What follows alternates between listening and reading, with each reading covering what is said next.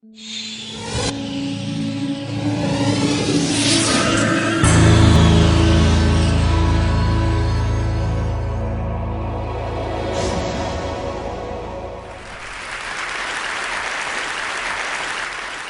name is Joshua Walters. I'm a performer.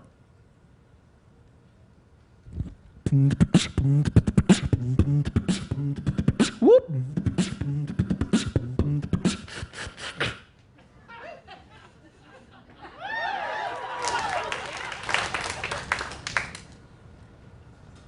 But as far as being a performer, I'm also diagnosed bipolar.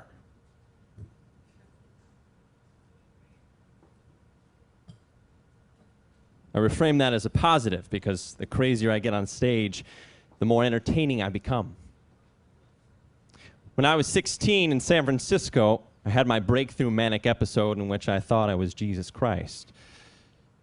Maybe you thought that was,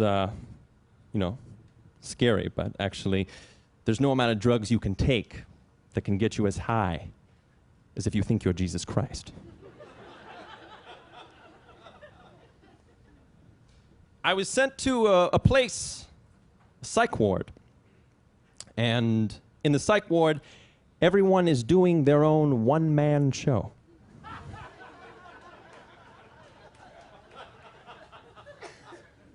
There's no audience like this to justify their rehearsal time. They're just practicing. One day they'll get here. Now, when I got out, I was diagnosed and I was given medications by a psychiatrist. Okay, Josh, why don't we give you some Zyprexa, okay?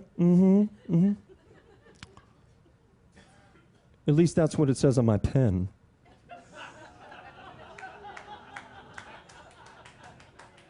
Some of you are in the field, I can see. I can feel your noise. The first half of high school was the struggle of the manic episode, and the second half was the over-medications of these drugs, where I was sleeping through high school. The second half was just one big nap, pretty much, in class. And when I got out, I had a choice. I could either deny my mental illness or embrace my mental skillness. There's a movement going on right now to reframe mental illness as a positive, at least the hypomanic edge part of it. Now, if you don't know what hypomania is, it's like an engine that's out of control, maybe a Ferrari engine with no brakes. Many of the speakers here, many of you in the audience, have that creative edge, if you know what I'm talking about. You're driven to do something that everyone has told you is impossible. And there's a book, John Gardner wrote this book called The Hypomanic Edge, in which Christopher Columbus and Ted Turner and Steve Jobs and all these business minds have this edge to compete. A different book was written not too long ago in the mid-90s called Touch with Fire by K. Redfield Jamison, in which it was looked at in a creative sense, in which Mozart and Beethoven and Van Gogh all had this manic depression that they were suffering with. Some of them committed suicide. So it wasn't all the good side of the illness.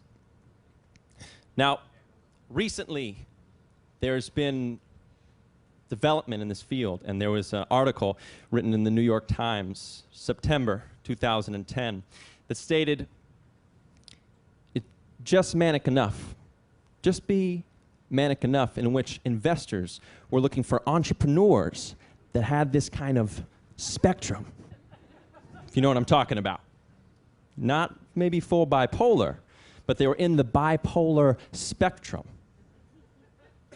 Where on one side, maybe you think you're Jesus. And on the other side, maybe they just make you a lot of money. Your call, your call. And everyone's somewhere in the middle. Everyone's somewhere in the middle. So maybe, there's no such thing as crazy.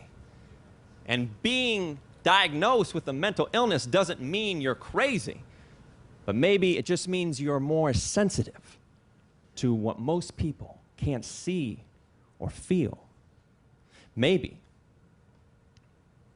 No one's really crazy, but everyone is just a little bit mad.